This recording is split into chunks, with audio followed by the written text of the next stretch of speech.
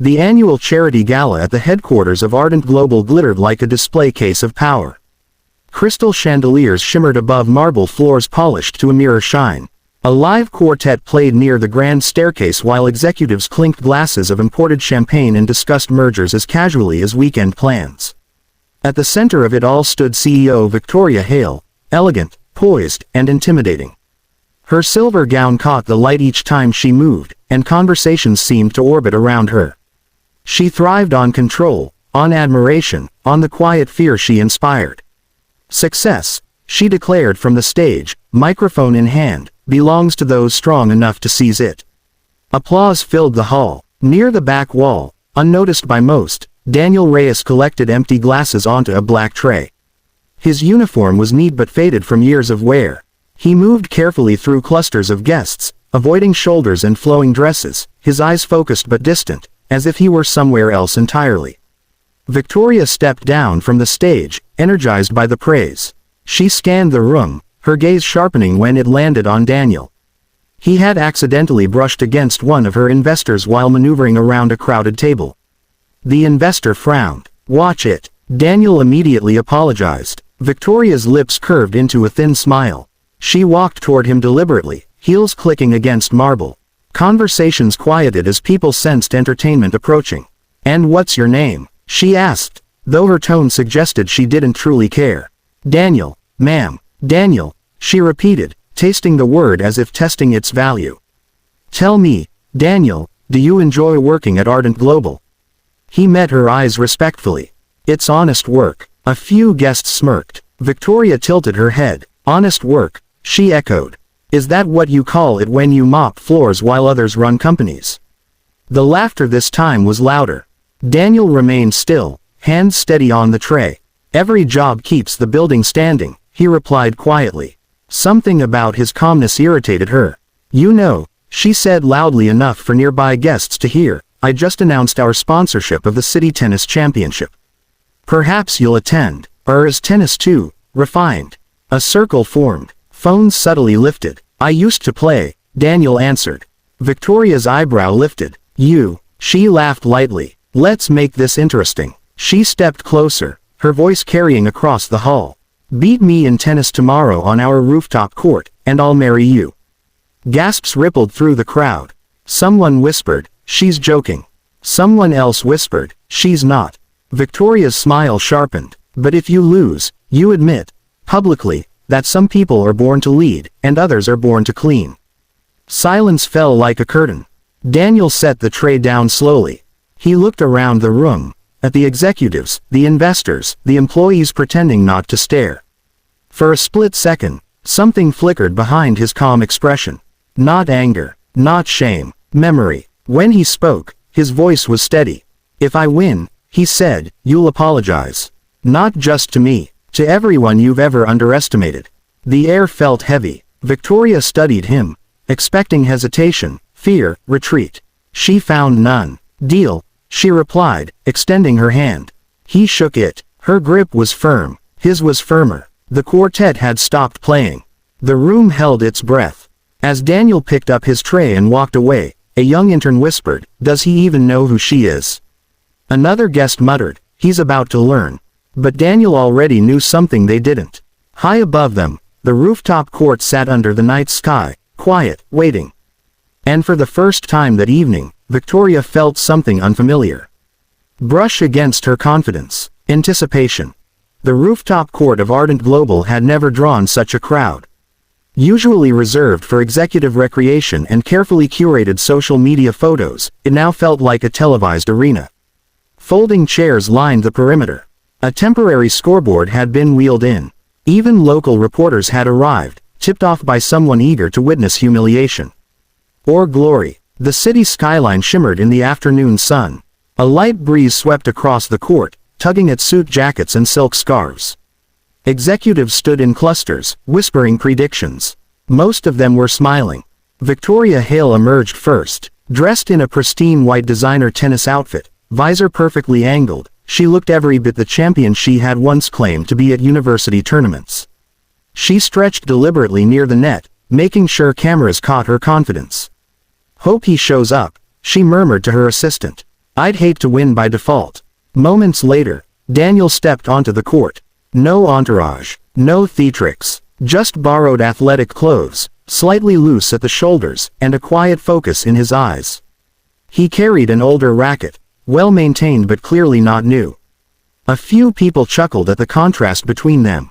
Somewhere near the back railing stood his daughter, clutching the fence with both hands, eyes wide with pride. The coin toss was quick. Victoria won and chose to serve. The first serve cracked through the air, fast and aggressive. Applause erupted as Daniel barely returned it. 15-0. She smirked. The second serve came even harder. This time, Daniel adjusted. He stepped into the ball and returned it deep, close to the baseline. Victoria had to scramble. The rally lasted longer. Murmurs replaced laughter. Point by point, something shifted. Daniel wasn't overpowering her. He wasn't showy. He was reading her, analyzing patterns, foot placement, grip changes. Every movement was economical, every return deliberate. At 30-30, Victoria attempted a sharp cross-court winner. Daniel slid across the surface, reaching the ball at full extension. With a fluid backhand, he sent it skimming just inside the line. The sound of the ball kissing the paint echoed louder than applause. Silence followed. An older guest leaned forward. That form. Victoria's jaw tightened. She adjusted her visor and increased the pace, attacking the net, forcing fast exchanges. But Daniel's reflexes were uncanny. His footwork, light, balanced, almost effortless. Game after game, the scoreboard tightened. 3-3, then 4-4. Sweat dampened Victoria's collar. Her swings became sharper, less controlled. She wasn't playing strategically anymore, she was playing emotionally. Daniel remained composed. At one point, a long rally pushed both to their limits. The ball crossed the net over 20 times. The crowd gasped with every return. Finally, Victoria attempted a risky drop shot. Daniel anticipated it before she struck. He sprinted forward, reached it, and flicked the ball gently over her head in a perfect lob. It landed cleanly inside the baseline. A ripple of astonished whispers spread through the audience. Who is he? At 5-5, tension wrapped around the court like wire. Victoria served again. Fault. She inhaled sharply and tried again. This time it went in, but her follow-up shot flew wide. Double fault. For the first time, uncertainty flickered openly across her face. Daniel stepped to the baseline to serve for the set. He bounced the ball 3 times, a ritual ingrained long ago. The motion was familiar, grounding. His daughter squeezed the fence tighter. He served, not with brute strength, but with vicious spin. The ball curved mid-air, dipping unexpectedly. Victoria misjudged the bounce. 15-0. The next serve was deeper, pushing her back. 30-0. The crowd had stopped choosing sides. They were witnessing something undeniable. At 40-15, match point, the entire rooftop seemed to hold its breath. Daniel exhaled slowly. He served wide. Victoria lunged, barely making contact. The return floated weakly toward mid-court. Daniel stepped forward and delivered a clean, decisive forehand down the line. The ball struck the boundary and bounced out of reach. Game, set, match. No one moved. The only sound was the distant hum of city traffic below. Victoria stood frozen, racket lowering slowly in her hand. Around her, executives who had expected spectacle now stared in stunned disbelief. Daniel didn't raise his arms. Didn't shout. Didn't celebrate. He simply walked to the net and extended his hand. Good match, he said calmly. And in that quiet moment, the rooftop court felt less like a playground for power, and more like a stage where truth had just revealed itself. The rooftop was still. Even the reporters, who had been hovering at the edge with cameras raised, lowered their lenses, sensing that this was no ordinary story. Whispers rippled through the crowd, growing louder with each passing second. Wait, isn't that? Yes, it has to be. Daniel Reyes, the janitor they all thought was just an unassuming, quiet man, was suddenly the center of every surprised gaze. An older gentleman in the crowd, eyes wide behind wire-framed glasses, stepped forward. I knew it, he whispered to the person next to him. You're Daniel Reyes, former national champion. Gasps and murmurs spread like wildfire. The janitor wasn't just good. He had once been the best. Victoria Hale's confident posture wavered.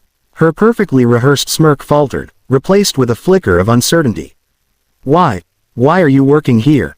She asked, voice tighter than usual. Daniel didn't answer immediately. His gaze drifted to the edge of the court, where his daughter stood gripping the fence. Her small hands trembled slightly, but her eyes were filled with pride. She held a handmade sign, scribbled in bright markers, "Go Daddy." He turned back to Victoria and spoke softly, almost as if sharing a private truth. She was born premature. Her early months were in the NICU. Medical bills piled up faster than trophies. Sponsors disappeared when I stepped back from tournaments. So I worked. There was a pause. The crowd, previously buzzing with gossip, leaned in closer. Even Victoria's entourage was silent, unsure how to react. I didn't quit because I failed, Daniel continued, voice firm, carrying over the soft wind. I quit because she needed me more than the world did. A few people blinked back embarrassment. Others shifted uncomfortably in their seats.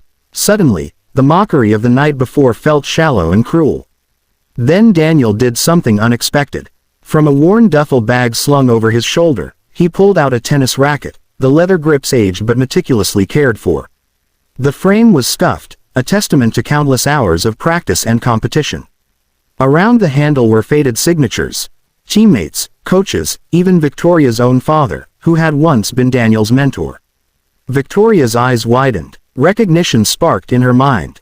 That's... Daniel smiled faintly, though it didn't reach his eyes. The same man who taught me discipline said once, true greatness isn't trophies. It's character. The rooftop shifted. The building that had always represented hierarchy, wealth, and dominance now felt like a theater of truth.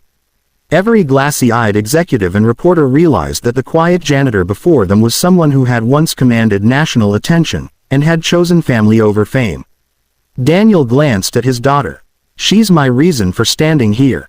Not to impress anyone, not to prove anything, just to be here for her.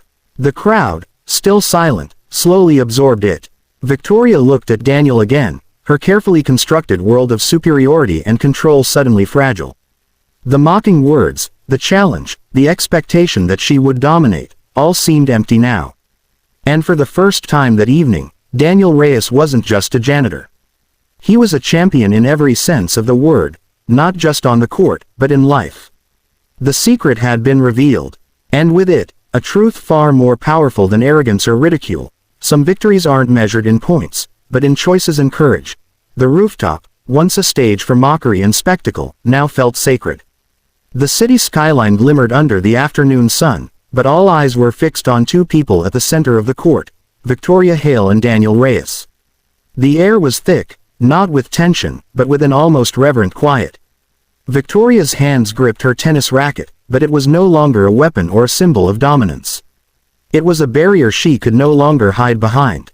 Her usual confident smile had vanished, replaced by a look of vulnerability, a sensation she hadn't felt in years. For a long moment, she simply stared at Daniel, at the man who had just exposed her arrogance and humbled her in front of everyone.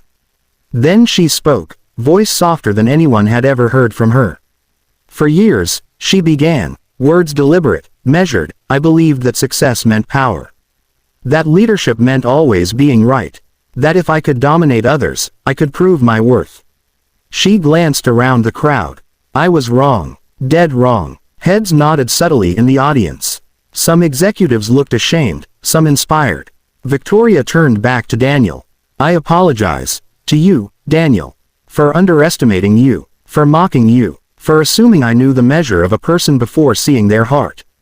The silence stretched. Even the photographers lowered their cameras, sensing the gravity of the moment. Then she addressed the crowd. And to every employee, every person here who has ever been dismissed, judged, or overlooked, I apologize. You deserve better than arrogance cloaked as leadership. The murmurs of the crowd shifted from shock to something heavier, respect. Respect for honesty. Respect for humility. Victoria took a deep breath and raised her hand toward Daniel. And I want to make this right in a tangible way. From a sleek folder she pulled a document. A proposal for a scholarship program, funded by Ardent Global, for employees and their families pursuing education or athletics. She stepped closer to Daniel. Daniel, I want you to lead it. Your experience, your dedication, and your character are exactly what this program needs." The crowd erupted into quiet applause, but Daniel shook his head slightly, a modest smile forming. "I don't need titles," he said. Victoria nodded. "No, but others need you. And you've already proven that greatness isn't measured by applause or trophies, it's measured by the impact you leave on others." Daniel looked over to his daughter, who was now clapping furiously, eyes sparkling. He scooped her up into his arms, and for a moment, the court felt like a sanctuary, far removed from pretense, ego, and societal hierarchy. Victoria stood silently, watching the father and daughter walk away. Her chest tightened, a mixture of shame and newfound clarity settling in. For once, she realized that power was not in spectacle, but in integrity. Executives, employees, and reporters began talking quietly, the earlier tension dissolving into a sense of awe. Some wiped tears, some laughed softly, marveling at the unexpected turn of events. And as the sun began to dip toward the horizon, casting a golden glow over the court, it was clear that this match had been more than tennis.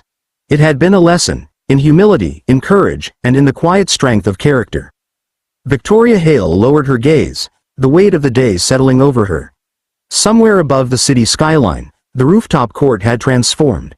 From a place meant to humiliate a janitor into the stage where integrity defeated arrogance, in straight sets.